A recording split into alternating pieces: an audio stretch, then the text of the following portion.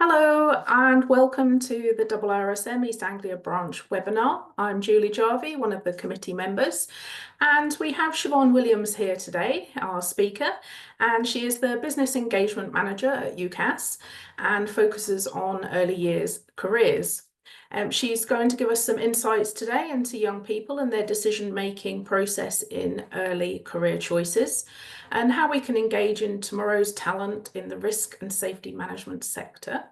So just before handing over to Siobhan, I just want to let you know that if you have a question for Siobhan, we'll take the questions at the end of her presentation, and you can pop those into the Q&A. And if you go to the bottom of your screens, you should be able to see that there is a Q&A section. If you type them in there, and then we will cover them at the end of the session.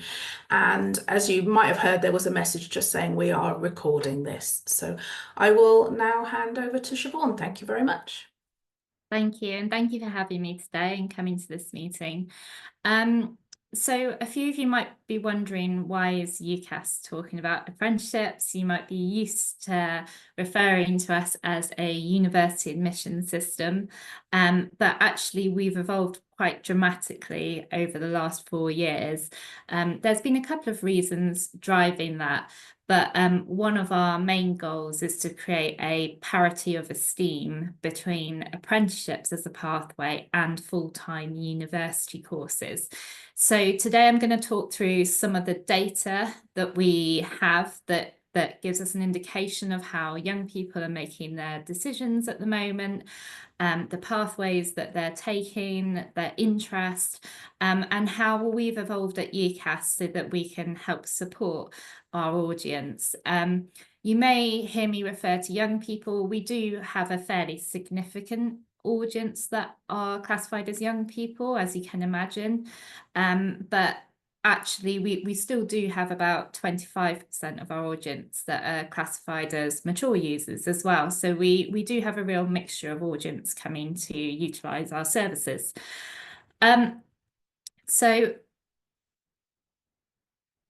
it might make more sense for me to start off talking about our stakeholders in the landscape. So when people register on UCAS, they do it through something called a Hubs account. Now, a Hubs account was historically used for making your undergraduate application, but that's our logged on environment for anyone coming to register with us.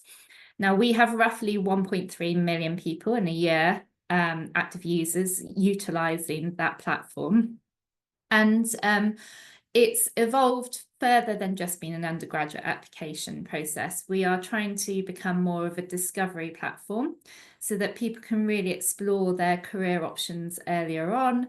They can start looking at the different pathways, they can look at opportunities in front of them, and all of this will be displayed on their Hubs account, on their dashboard. So we have obviously over 1 million people registered on that, but then we also have the 25 million people that are coming to ucas.com to look at our resources more generally without necessarily needing to be registered or logged on. We also do face-to-face discovery. So this is where we have, they're called discovery events. There's about 40 across the country, so across 4 nations, and we have about 155,000 people going to those events. They typically tend to be your year 12 students because schools tend to book whole coach loads of people to come over to our events, and we have flagships ones in Manchester, Birmingham and London. The way we've evolved those now is that alongside those universities that have exhibition stands promoting their full-time undergraduate courses, we also now have an apprenticeship zone where employers and providers can exhibit their apprenticeship opportunities. So you can explore both pathways. It's typically around the 40% mark of the interest of people attending those discovery events who have an interest in apprenticeships. So it's quite, again, a large portion of the audience coming to those. We then engage with over 30,000 parents, teachers and advisors. That's with over 4,500 schools and colleges across the country. because to put it simply, those schools and colleges are processing our undergraduate applications for us. But what they do is they utilise a platform called the Advisor Portal. And through that, we can provide links out to further supporting resources that talk about apprenticeships, like presentations for parents and carers, for example, that talk about apprenticeships alongside university courses. We also have released a training platform for teachers and advisors to take so that we can help update their knowledge on what an apprenticeship is. And the other modification we've made most recently is now those advisors logging onto the platform, they can now see which who out of their cohort is interested in apprenticeships, along with those who have started their undergraduate applications. And then we have our vacancy board as well, which is where we allow organisations to post up apprenticeship vacancies, internship vacancies, and graduate vacancies. So one of the driving factors is that every time someone registers for a Hubs account, we ask them, are they interested in apprenticeships? Now, we've been doing this for the last 4 years. We take our data every January, which for us, we call that period equal consideration deadline, because that is the date where someone has to make an in-time undergraduate application by for most courses. So as you can see from that data, that interest in apprenticeship has rather dramatically increased over the last 4 years. This year, we were over 439,000 people saying, yes, I'm interested in apprenticeships. And to give you some context of that figure, it equates to about 40% of our population saying, yes, I have an interest in apprenticeships. So that has really driven us to go for this parity of esteem, because we really want people to make informed decisions and really understand what their options are for post-16 or post-18. So one of the things we've really looked at is research into young people, and especially around apprenticeships. In the last year and a half, we've released three reports that have either been completed on apprenticeships or have touched on apprenticeships. So the first one we released was in collaboration with the Sutton Trust, and it looked at widening participation within apprenticeships and where those barriers young people are finding in accessing apprenticeships.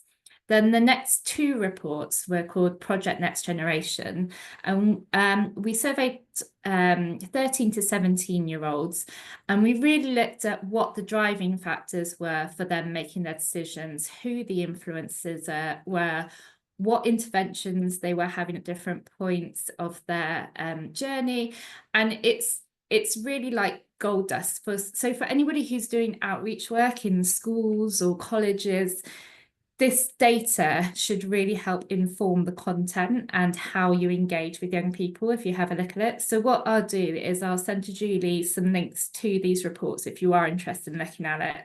But I would really recommend having a look if you are trying to increase new talent coming into your organisation, and look at school leavers as a potential avenue for that. So some of the main stats we found were, when it comes to widening participation, we found that 1 in 3 people well, 1 in 3 apprentices from a lower socioeconomic background didn't receive any support with their application whatsoever. And that's just people who made it on to become an apprentice. So we also know that they are the most likely group to hear about apprenticeships, but they were the largest group next to females who actually found it the hardest to access advice and guidance on apprenticeships. We also know that there's still a slightly negative narrative attached to apprenticeships. So we know that around 76% of people associate the word prestigious with going to university. But when you look at it for apprenticeships, it's actually 4%, which is quite a dramatic difference. So this is where we feel we can really add value as UCAS in coming into this space, because we can really help show them the advantages and hopefully update some of those outdated opinions on what an apprenticeship is. We also know that around 90% of people have a positive experience of applying for university, but when you look at apprenticeships, it's just under 50%. So again, quite a difference in those numbers. I would really recommend looking at the report, because we've also looked at things like influences. So obviously parents and carers can be a massive influence on young people in the decision-making process. Through our report, we found that around 30% of parents and carers didn't realise that you could get a degree through an apprenticeship, and 1 in 3 parents and carers didn't realise that you could apply for apprenticeships alongside your full-time undergraduate application. So there's a lot of knowledge that needs updating there in any influencer within that young person's world. So that is one of the key things that we're looking to help address at UCAS. So what have we done about it? Well, we've really changed the way that we are talking about our opportunities. And so for the first time last October, it was quite a milestone moment for UCAS. We actually started displaying apprenticeships alongside full-time university courses. So this is where, if you're on ucas.com and you go straight to the search box and you put in something like health and safety, for example, you will now get the full-time courses alongside apprenticeship opportunities. And we are not just talking about HE apprenticeships, we are talking about level 2 apprenticeships all the way up to level 7. So this was pretty major for us. It's the first time we've ever done anything like this. And also just to point out that all these vacancies that are being displayed are coming from our vacancy board as well. And you can access the vacancy board as well as through ucas.com when you do a search, but you can also access it through your Hub account. So we also released a careers quiz. Now, I think one of the things with health and safety is that it's not one of those subjects that gets a pure course dedicated to it within a secondary school environment. It gets touched on in maybe your DT classes, maybe your science classes, but perhaps not delved into and given exposure to a young person in a pure lesson course format. So one of the things that we are trying to do for all sectors and all job roles is encourage people to use our careers quiz. So this is free to use. You have a Hubs account, you can go and do the careers quiz. You answer about 30 questions and then it will come back with recommendations of different job roles for you. So once you get that, you can then go into the job profiles and you can look and see exactly what that job role would entail, what skills people are looking for, what's the labour market information surrounding that job role. And actually, one of the things that we're looking to integrate into our advice and guidance is something from IFATE. So IFATE set up all the standards for apprenticeships, and one of the really useful tool of theirs is called their occupational maps. If you haven't seen it, go on it and have a look. So you can put any particular career sector in there. And what it does is it shows you the pathway you can make through apprenticeships to get to that career. So it might say you do a level 3 in this, level 4 in this, and then you can go up to a degree level apprenticeship to get to that career. And it's a really good resource, and I think for most people who are already in the profession, they'll understand a lot of that context. I think for a young person to understand some of the language that's used there, it might be a bit complicated for them to understand. So what we're trying to do is we are working with IFATE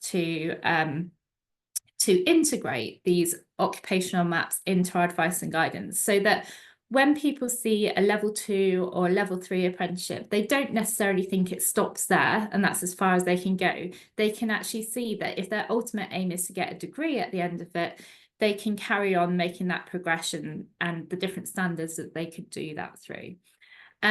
So that's a really positive step forward for us, and really looking forward to having that advice and guidance integrated into our systems. because I think levels can sometimes be a little bit complicated for a young person to understand. And sometimes because they're used to that linear education where they go from GCSE up to A level, sometimes they fall into the trap of thinking that the next step has to be degree level and it has to keep on going upwards. Whereas for some careers, you might need to take a side step to another level 3 apprenticeship, which would be the equivalent to an A level. Or they might need to do a level 2, for example, if it was in a trade, but they can see how they can continue to progress throughout that with their training. The other side of things that we do is the other thing that young people can sometimes fall into the trap of is when they think they have an interest in apprenticeships, they might go, okay, well, let's see what opportunities are out there. And the vacancy board is great, but it only gives you a snapshot of time. So if they look in a June, July time, they may not see as many opportunities as if they'd have looked in, say, February or January. So what we've done is created these things called employer profiles, where we essentially have a whole page dedicated to an organisation. And what they can do is talk about anything in their early career space. So they can talk about the kind of roles that they're offering. They can say whether it's graduate, internship, apprenticeship at any level. And one thing that we're also trying to do is pull through the apprenticeship vacancies onto their employer profile as well. But the employer profile gives your organisation a bit more of a life, but it's got that always on feature to it where it's always going to be on ucas.com for that year, and people can see it even outside of the vacancy period.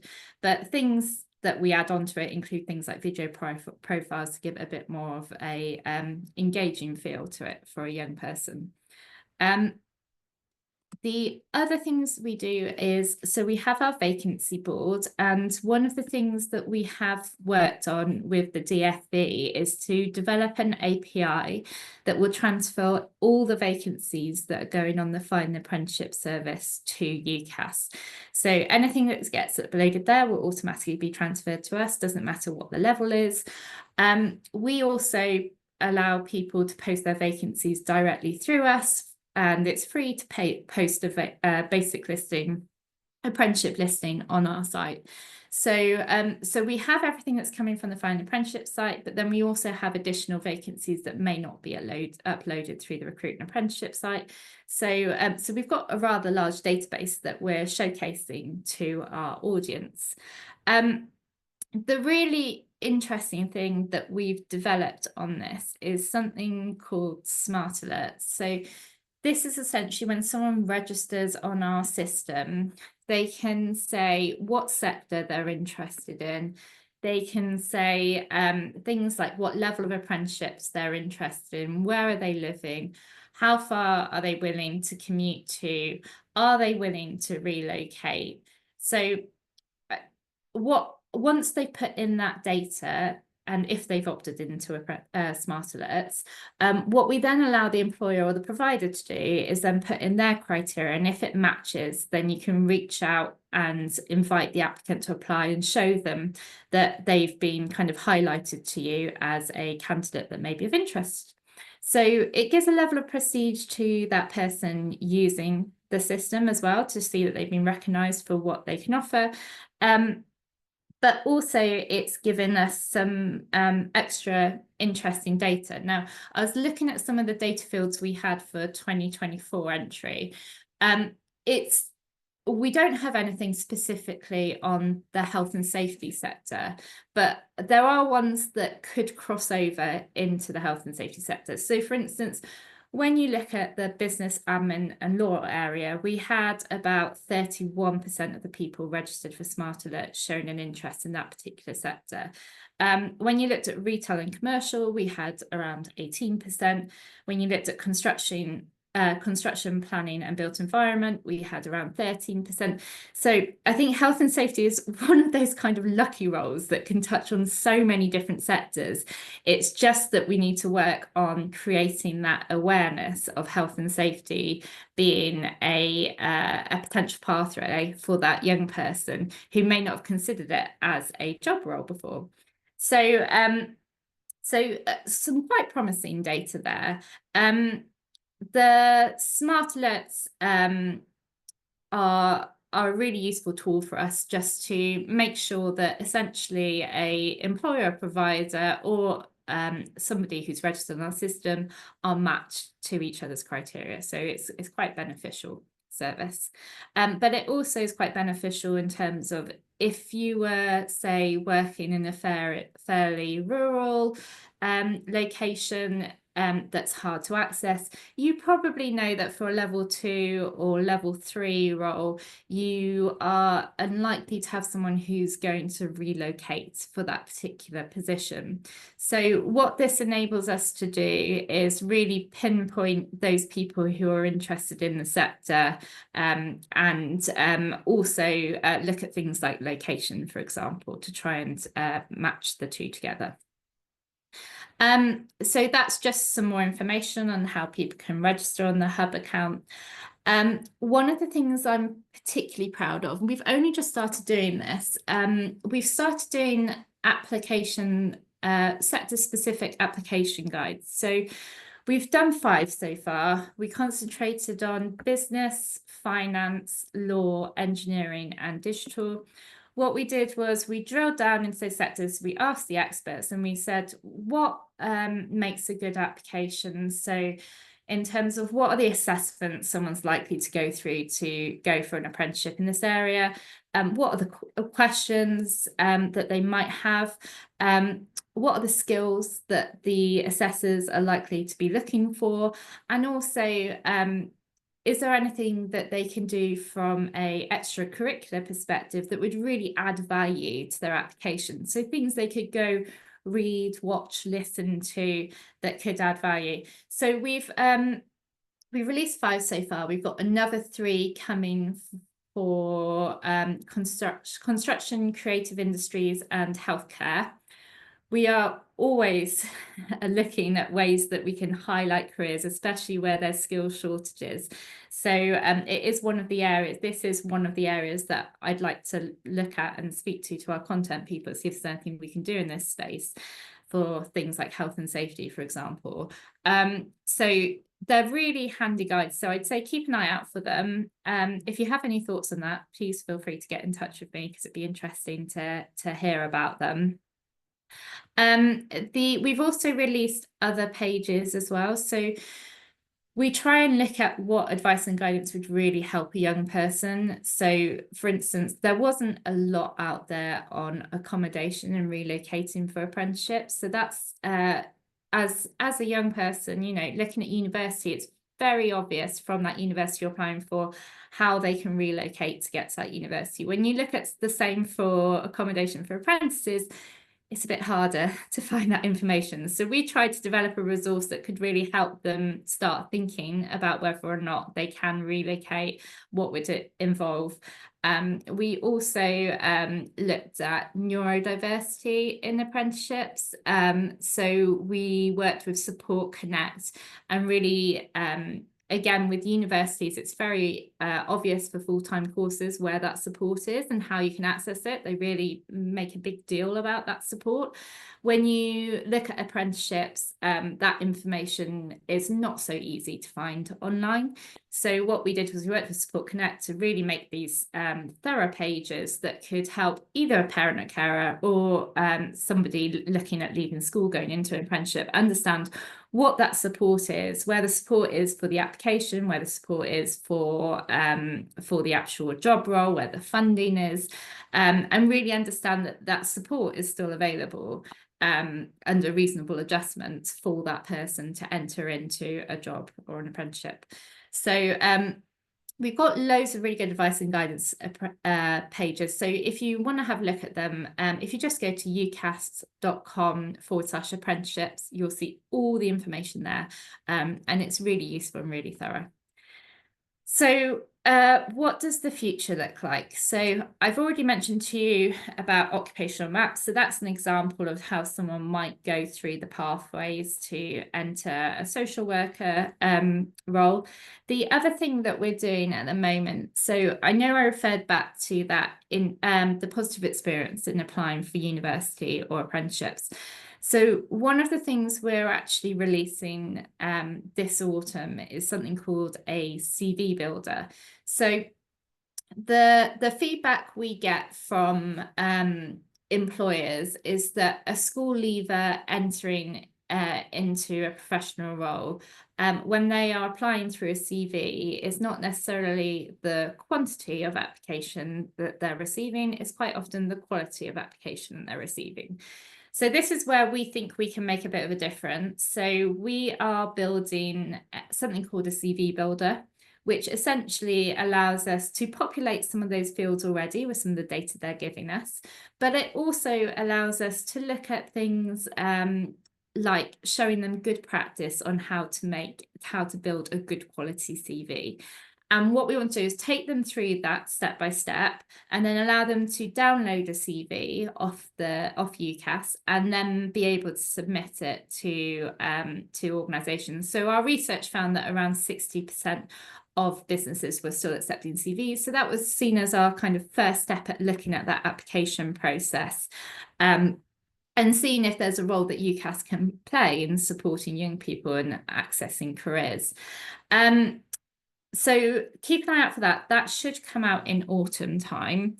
We also have linked up with SpringPod. So if you haven't heard of SpringPod are a really major virtual work experience platform. And what they do is they look at any job role and they allow someone to do free virtual work experience, and they have companies who are sponsoring different virtual work experience opportunities on their site. And what we've done at UCAS is we've joined up with them, so we've partnered with them to do two things really. So one of them is called Subject Spotlights, and this is where universities or providers can have a short course on that particular job role or sector, a short kind of taster course, I guess, on ucas.com. And then the other element of it is the virtual work experience, which we are pulling through from their site onto our platform.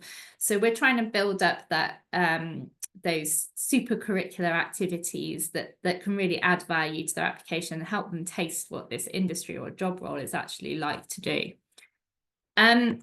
The other thing that you may have heard of is if you're up to date on apprenticeships, we never historically allocated tariff points to level 3 apprenticeships.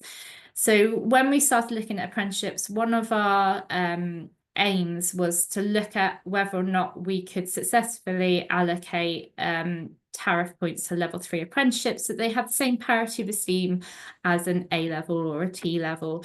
And it's quite a complicated process because we work with 4 nations, and if you know about Scotland's apprenticeship system, it is dramatically different from England's apprenticeship system. So what we've done is we've liaised with major stakeholders like DFE, IFATE. We've spoken to all 4 nations to try and find a way that would fairly allocate tariff points for all 4 nations. So we've come up with a proposal, and that went up into public consultation, I want to say around May time, or it ended around June time, I think, May, June time. And that went really well. We had a lot of really good feedback from it. And now we are just looking at how we might be able to implement that, and what supporting advice and guidance would need to go out to, say, a teacher or advisor in a school or to a university.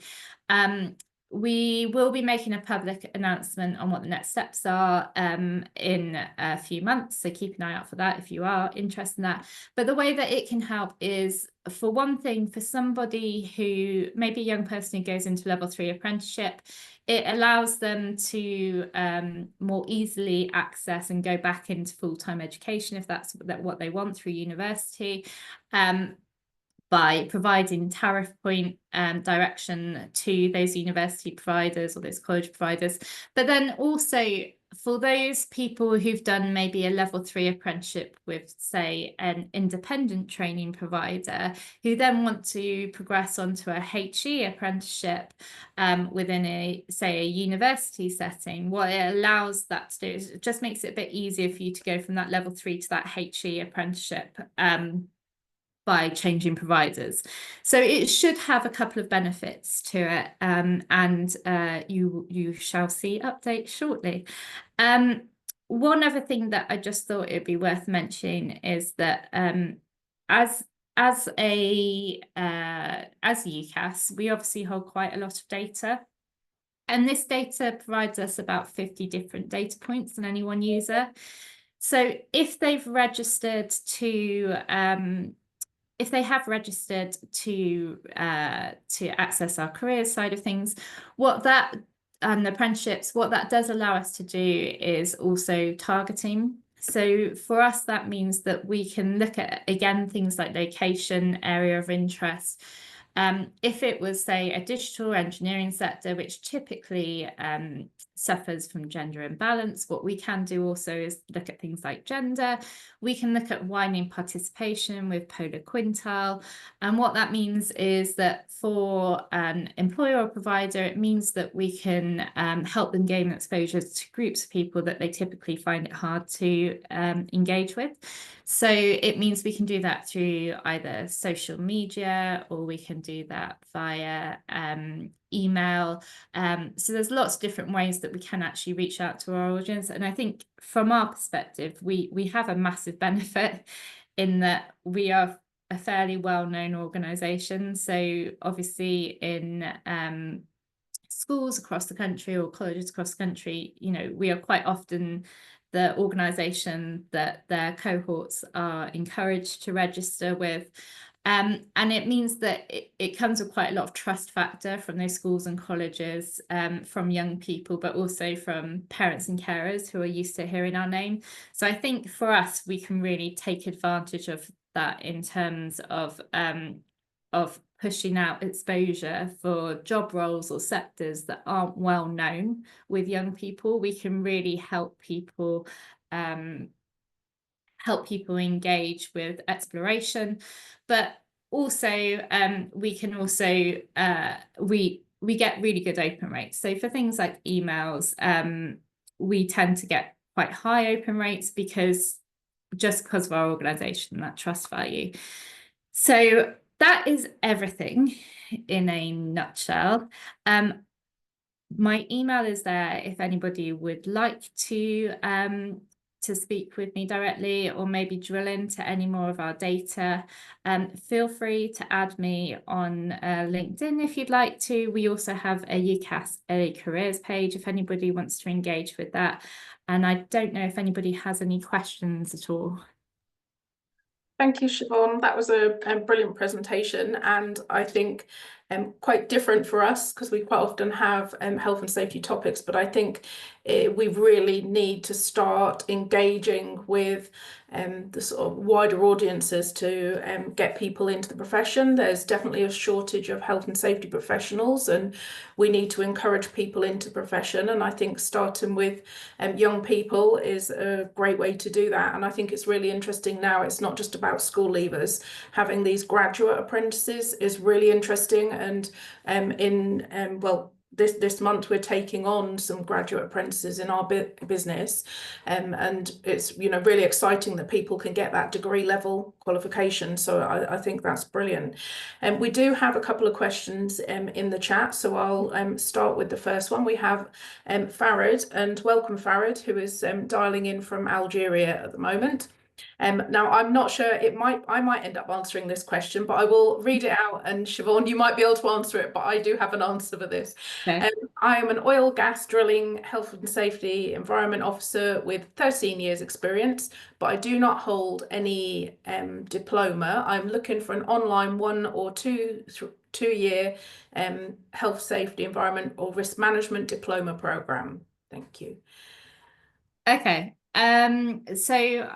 One thing I would say is to have a look at those IFA occupational maps if you're looking at doing getting qualifications through apprenticeships, because I think that will really help you understand the different standards that are available to you. But it sounds like that there may be specific qualifications that you might be aware of, Julie, that Yeah, might there are. that Thank you, question. Siobhan. So I think if you didn't have the years of experience, I think then it might one of the graduate apprenticeships might have been a possibility.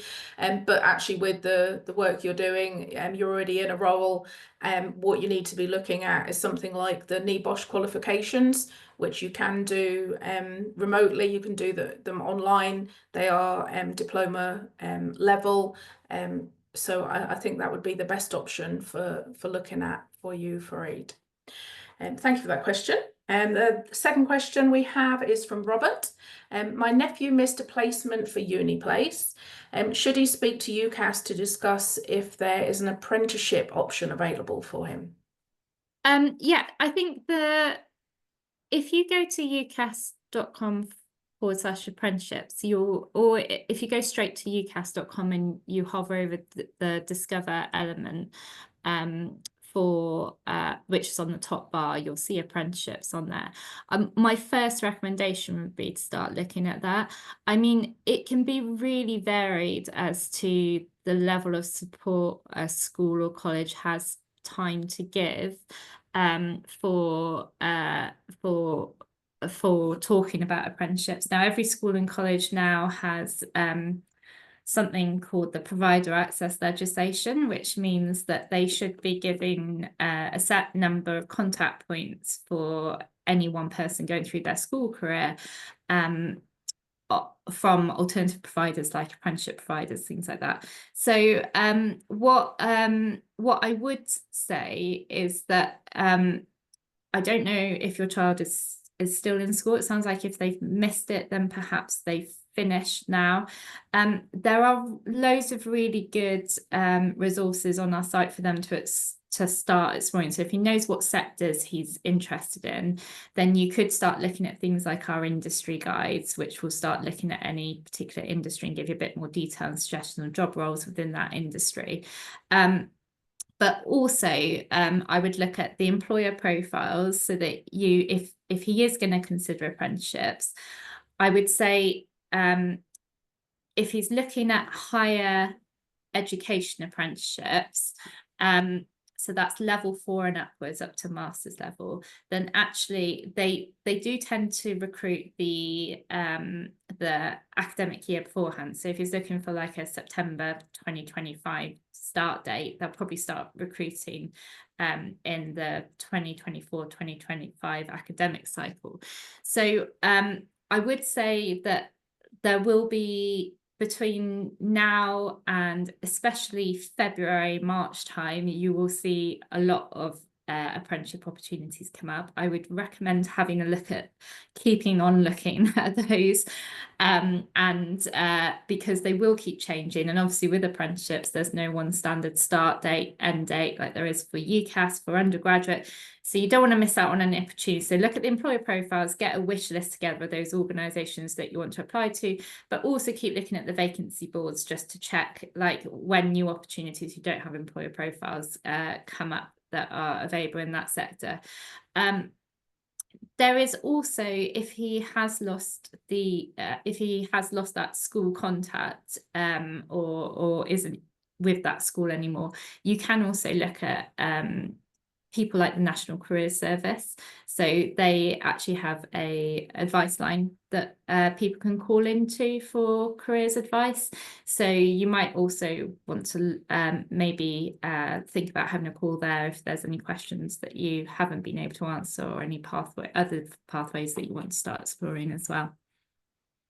Thank you very much, Siobhan. Hopefully, Robert, that gives some sort of direction, and I think there's likely to be a lot of opportunity there. So hopefully there's something that someone would be interested in. So thank you very much. And that's all the questions that have been put in the Q&A. I was going to just ask Siobhan of As a mixture of health, safety and risk professionals that come to these meetings, and will no doubt more look at the recording, what can we do to raise the profile and attract people to the profession, to attract people to these kind of apprenticeships? Is there anything we can do to support your cause? Yeah, there's a couple of things. So, I mean, for one thing, like we're always looking for profiles of apprentices or people to come and speak on panels. So if you think there's any particular strong cases that you're aware of that really kind of show like a really amazing view of what apprenticeship can offer, then please do let us know. You've got my email there. But the other thing is that on a more regional level, I would look at, if I take my UCAS hat off, which I've already done a couple of times, but if I take my UCAS hat off, there are some amazing organisations out there that can support your outreach work with schools.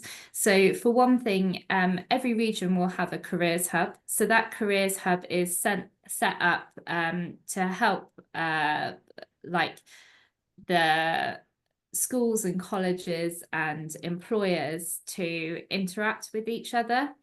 So they regularly help schools and colleges set up events. They'll quite often maybe have careers nights or careers events that you can go to and speak about your particular career route. But also they're always looking for things called enterprise advisors. So these are where you, as somebody, as a professional, get allocated a school or a college in your local region, and you help support their careers delivery. So that doesn't mean that you're delivering it for them. It just means that they use you as a professional to pick on your expertise and see how they could help develop their careers platform, their careers offering more, and give them that kind of enterprise input into their organisation. So that is a really good way if you have any volunteering hours that you might want to start engaging. The other one is if you take on apprentices or you are an apprentice, that you can speak to your regional apprenticeship ambassador network. So every region has one, and they are run by the DFE, or they're funded by the DFE, and then the chair is quite often somebody from enterprise. But it's a way of, they have a target of trying to get into schools, and they support you with those presentations, delivering schools about your particular apprenticeship pathways within your company. But also because they network and they have regional meetings, it's a really good way to speak to and network with other organisations that are also offering apprenticeships, and look at barriers together and how you can break some of those barriers. And then the other thing I would say is that every school and college is meant to be putting up their careers programme and their career strategy online. So if you want to contact them directly and volunteer yourself to help out with things like mock interviews, things like that, then what you can do is have a look at their careers pages, and they should detail on there who the careers lead is for that school or the college. So then you've got a contact to try and speak to talk about how you can gain more exposure for your industry and job sector. So yeah. Yeah, that's brilliant. I think the enterprise advisors are a real opportunity for all of us, that we could get the message out there that there are a lot of jobs in our sector, and they're very diverse. They cover lots of different subjects, and there is a really wide career opportunity from our sector. So I think that's a really good way that we could get engaged and try and support it and get people understanding what there is on offer. So Right. that's brilliant. Thank you so much for your time, Siobhan. Thank you for doing the presentation to us No, today. I really appreciate you having us. Thank you. We will share the presentation, and you've got Siobhan's contact details there if you want to make contact in the future with her, and the web address that she has mentioned as she's gone through the presentation, so you can take a look at more of the things that she's mentioned and look at the pathways and the application guides, etc. So excellent. Thank you very much, everyone, for your time, and see you again next time. Thank you so much. Bye.